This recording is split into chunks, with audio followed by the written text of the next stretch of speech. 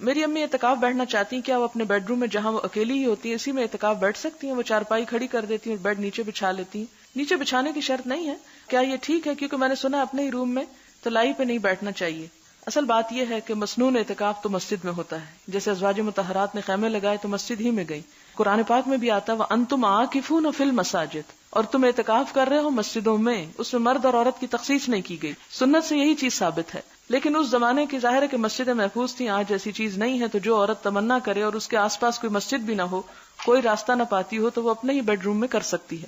اس میں bed room کے اندر الگ سے پھر پردہ لگانا شرط نہیں. ہاں اگر ایسا کمرہ ہو کہ جس میں اور لوگ بھی سونے والے ہوں اور آپ بھی ہیں تو آپ ایک کارنر میں ایک اوٹ کر لیں تو بہتر ہے. لیکن اگر اکیلا کمرہ ہے تو خالی ایک کمرے میں بیٹھے رہنے سے کوئی فرق نہیں پڑتا.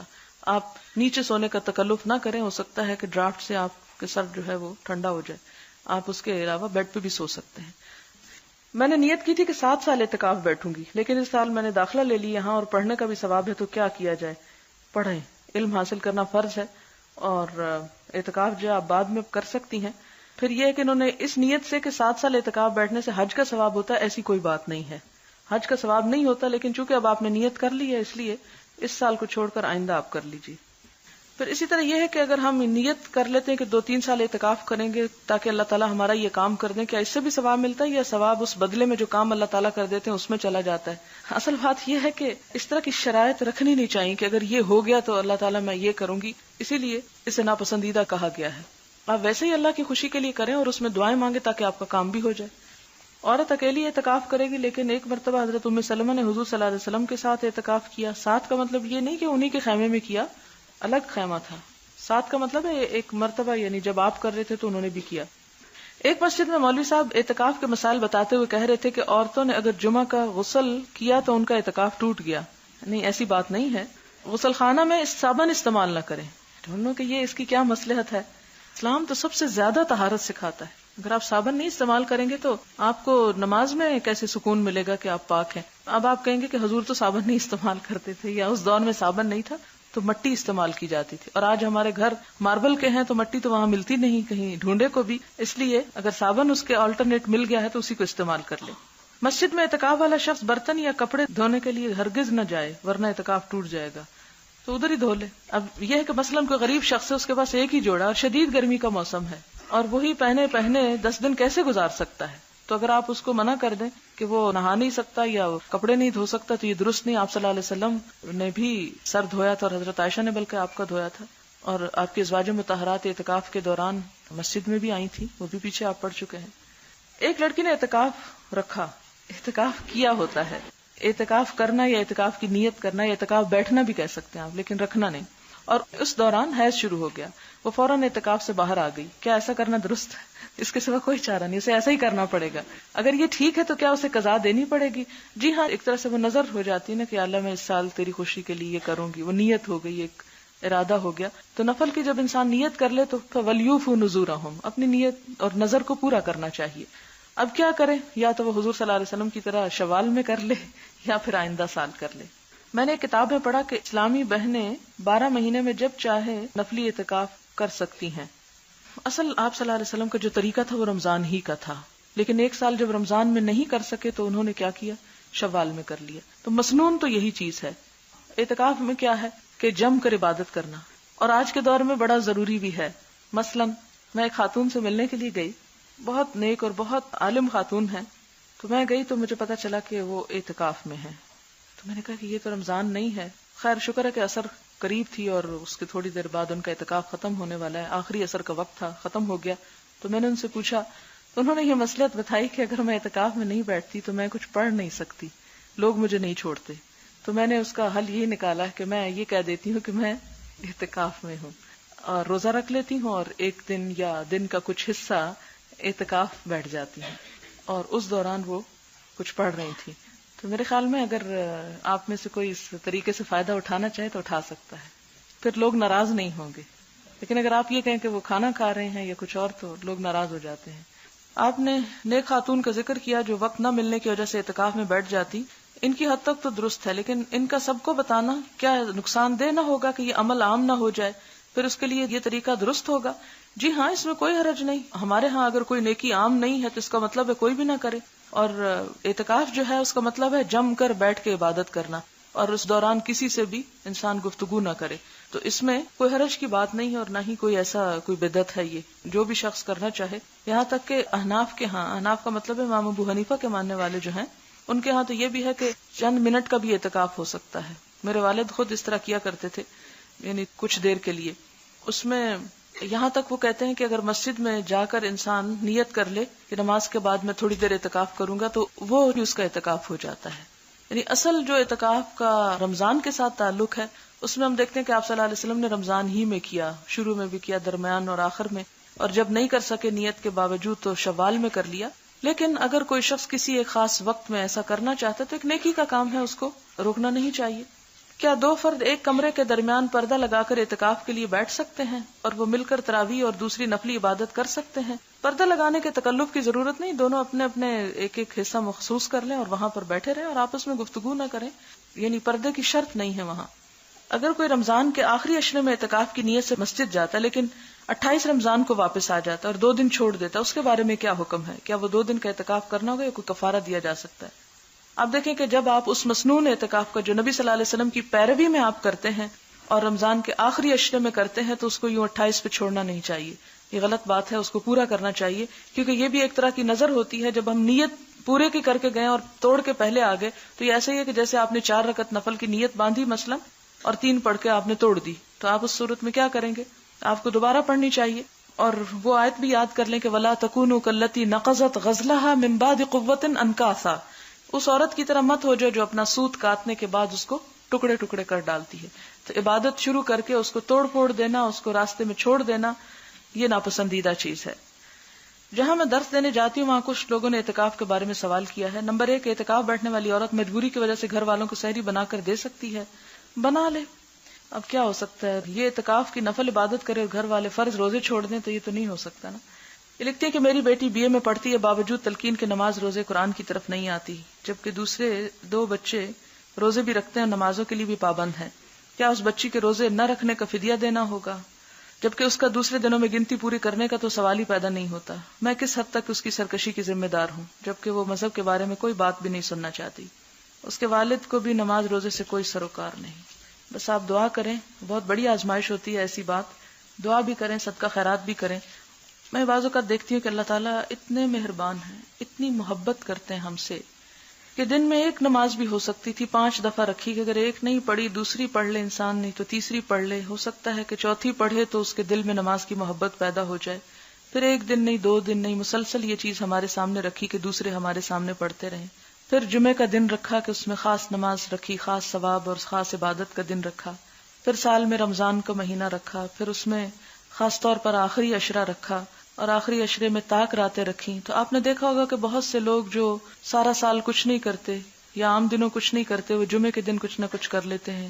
کچھ جمعے کے دن نہیں کرتے، وہ رمضان میں پلٹ آتے ہیں. کچھ رمضان کے عام دنوں میں نہیں پلٹتے، آخری عشرے میں پلٹ آتے ہیں. کچھ ان دنوں میں نہیں پلٹتے، طاق راتوں میں، 27ویں رات میں. آپ بھی کوشش کریں کہ آپ اپنی بیٹی کو پیار سے، محبت سے ان راتوں میں سے ہی کسی رات میں یا کسی دن میں اس کو کسی ایسی مجلس، کسی ایسی محفل، کسی ایسی گیدرنگ میں جہاں اللہ کی رحمت اور فرشتوں کا سایہ ہوتا ہے لے جائیں. ہو سکتا ہے کہ دل بدل جائے، دل دھل جائے، کیونکہ دل تو اللہ کے ہاتھ میں ہے، جب چاہے جس طرف چاہے انہیں موڑ سکتا ہے.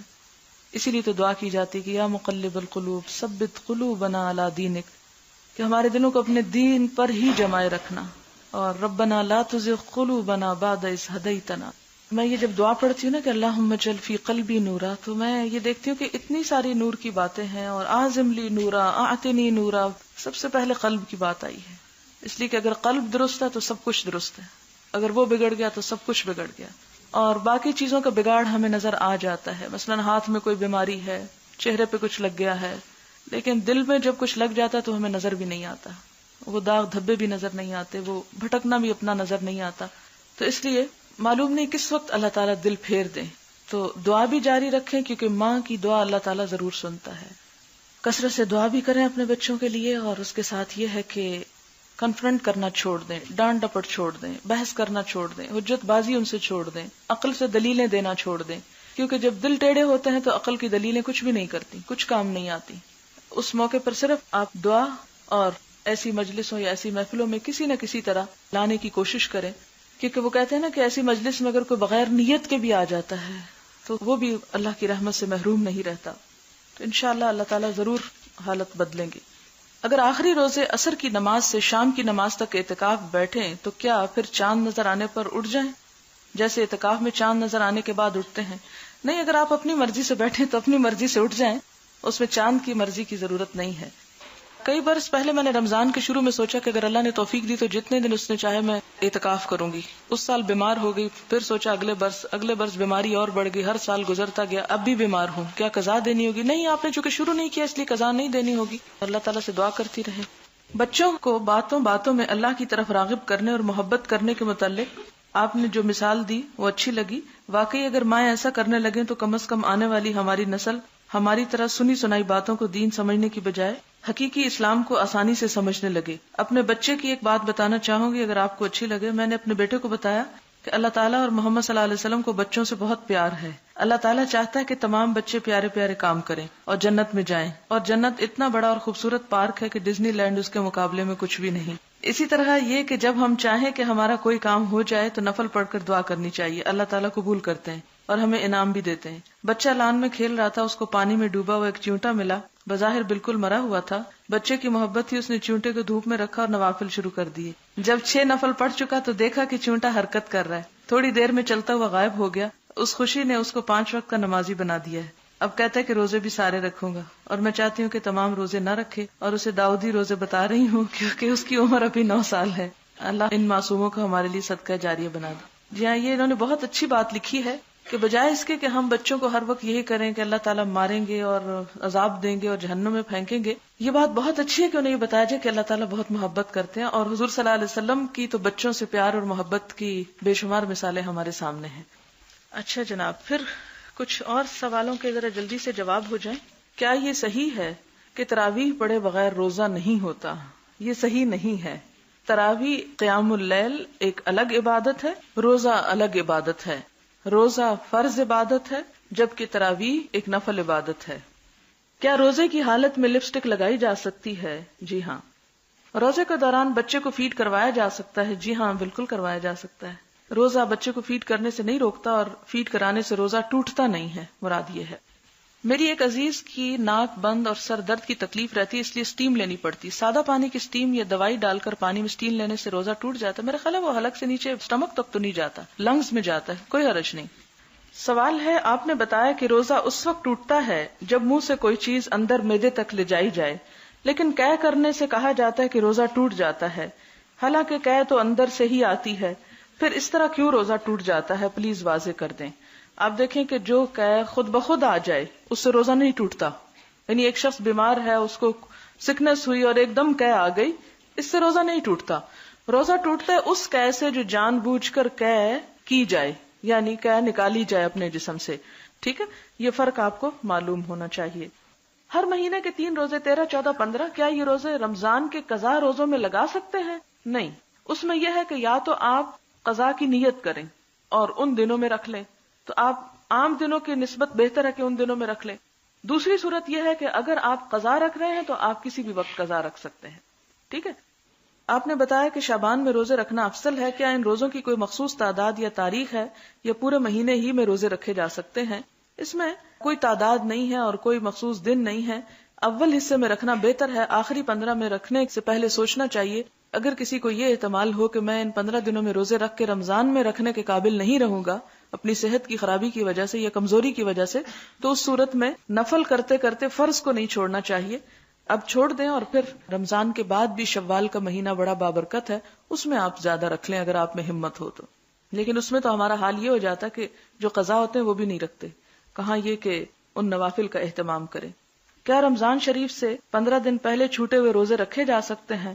اگلے رمضان سے پہلے پچھلے رمضان کے چھوٹے ہوئے روزے رکھ دینا ضروری ہے، اور اگر نہ رکھ سکے تو پھر کفارہ بھی دینا ہوگا اور قضا بھی رکھنی ہوگی، دونوں چیزیں ہوگی. یعنی اگر ایک رمضان سے دوسرے رمضان کے درمیان آپ نے نہیں رکھے، پھر رمضان آ گیا، رمضان رکھ لیے اور پھر رمضان کے بعد پچھلے سال کے بھی رکھ رہے ہیں، تو ان روزوں کا کفارہ بھی ساتھ دینا پڑے گا. یعنی فدیہ، وہ جو ایک مسکین کا کھانا ہوتا ہے، صدقہ بھی دینا پڑے گا. 15 شعبان کے بعد قضا روزے رکھے جا سکتے ہیں، لیکن اس بات کا یقین کر لینا چاہیے کہ کہیں ایسا نہ ہو کہ ان روزوں سے کوئی ایسی کمزوری یا بیماری آپ کو، کیونکہ ہر ایک کا وجود مختلف ہوتا ہے، ایسی بیماری لاحق ہو جائے یا ایسی کمزوری ہو کہ آپ فرض روزے چھوڑ دیں تو پھر نہ رکھیں، پھر آپ رمضان کے بعد ہی رکھیں. لیکن اتنی تاخیر جو ہے وہ کوئی بہت اچھی بات نہیں ہے. کیا شوال کے 6 روزے قضا روزوں میں شمار ہوں گے؟ نہیں، قضا روزوں کے لیے نیت کا ہونا ضروری ہے. اگر آپ نے شوال میں روزے رکھے اور اس نیت سے رکھے کہ آپ رمضان کی قضا رکھ رہی ہیں تو پھر آپ کے وہ قضا ہوں گے، شوال کے نہیں ہوں گے. لیکن اگر آپ نے نیت یہ نہیں کی اور نفلی روزوں کو اب آپ فرضی میں بدلنا چاہتی ہیں تو ایسا نہیں ہو سکتا. شوال کے 6 روزے رکھنے کے لیے کیا یہ شرط درست ہے کہ 2 شوال کو روزہ رکھنا ضروری ہے؟ نہیں، کوئی شرط نہیں ہے، جب چاہیں رکھ سکتے ہیں. بخاری کے اینڈ میں جو حاشیہ میں تفسیر لکھی ہے اور مختلف آراء لکھی ہوئی ہیں، وہ کس نے لکھی؟ وہ جو ہے اس کتاب کا ترجمہ کرنے والے نے لکھی ہے. کیا امام بخاری نے خود یہ تفسیر لکھی ہے یا بعد میں لکھی گئی؟ امام بخاری نے خود نہیں لکھی، بعد میں لکھی گئی ہے اور اس شخص نے اپنے ذہن کے مطابق لکھی ہے. لہذا ہمارے لیے اصل چیز جو ہے وہ اوپر کا ٹیکسٹ ہے، نہ کہ یہ نیچے کی شرح. کیا حدیث کی کلاس میں نیند سے چھٹکارے کے لیے سننے کے ساتھ ساتھ تسبیح کی جا سکتی ہے؟ کیونکہ رسول اللہ صلی اللہ علیہ وسلم کی محفل اس لیے گمان ہو کہ کہیں خلاف ادب نہ ہو. اس میں آپ دیکھیں کہ میرا خیال ہے تسبیح کرنے سے آپ کو اور نیند آ سکتی ہے اور تسبیح سے دھیان بھی آپ کا دوسری طرف بٹ جائے گا، پوری کنسنٹریشن نہیں ہوتی. کیونکہ جب انسان ایک ہی وقت میں سننا اور بولنا شروع کر دے تو اس کی توجہ پھر بولنے پہ زیادہ ہو جاتی، سننے پہ آٹومیٹیکلی لوز ہو جاتی. لہٰذا علم حاصل کرنے کے لیے غور سے سننا ضروری ہے. اور نیند انسانی بشری تقاضا ہے، آ ہی جاتی ہے، کوئی بات نہیں. کل مجھے بھی بہت آ رہی تھی. تو اس میں یہ ہے کہ ایسی صورت میں آپ اپنا پہلو بدل لیں. پہلو بدلنے سے مراد یہ ہے کہ آپ ایک تو الرٹ ہو کے بیٹھیں اور تھوڑا سا اپنے بازو کو نیچے ہی ایسے اسٹریچ کر لیں، ٹانگوں تھوڑا اسٹریچ کر لیں، جس کی وجہ سے آپ کی وہ جو سستی کی کیفیت ہے وہ دور ہو جائے گی. لیکن جتنا حدود میں، لمٹس میں سمٹ کے آپ اپنے آپ کو جگا سکیں وہ جگا لیں، تسبیح نہ پڑھیں. بعض اوقات بہت سارے سوالات صرف کامن سینس والے ہوتے ہیں اور لوگ ان کو پھر بھی پوچھ لیتے ہیں. یہ ان لڑکیوں کا قصور نہیں، یہ تو ہمارے گھروں اور معاشرے کا قصور ہے. یہ بیچاریاں BA MA تو کر چکی، لیکن ان کو گھروں میں تربیت ہی ایسی نہ دی گئی کہ وہ اپنے دماغ سے کچھ سوچ لیں.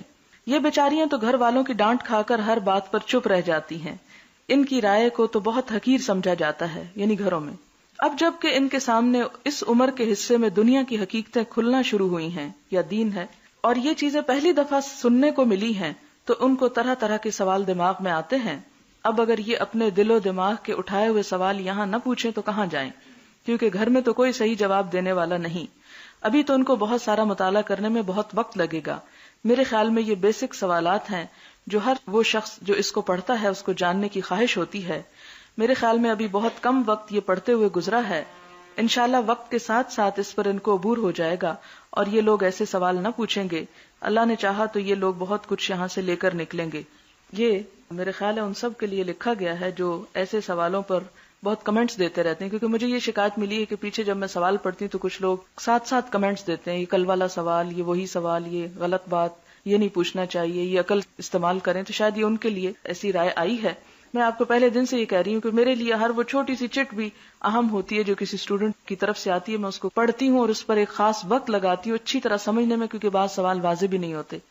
مجھے کوئی اعتراض نہیں ہوتا جواب دینے میں، لیکن میں اس بات کا بار بار احساس اس لیے دلاتی ہوں کہ کامن سینس یوز کریں، کہ تھوڑا سا ہوش میں بھی آئیں. ایسا نہ ہو کہ جب میں جواب دے رہی ہوں اس وقت پھر سو رہے ہیں اور اگلے دن پھر وہی سوال کر لیں. کیونکہ بعض اوقات ایسا بھی ہوتا ہے کہ ایک دن جس کا جواب آ جاتا ہے اگلے دن پھر وہی بہو وہی سوال ہے. دوسری بات یہ ہے کہ بہت سے ایسے لوگ بھی پیچھے موجود ہیں جن کو ان سوالوں کے جواب آتے ہوتے ہیں. ان کو میں یہ مشورہ دوں گی کہ جب میں سوال کا جواب دیتی ہوں تو وہ یہ دیکھ لیا کریں، ریپیٹ کر لیا کریں کہ ان کو جو جواب آتا ہے کیا یہ اسی جواب کے مطابق ہے یا فرق ہے.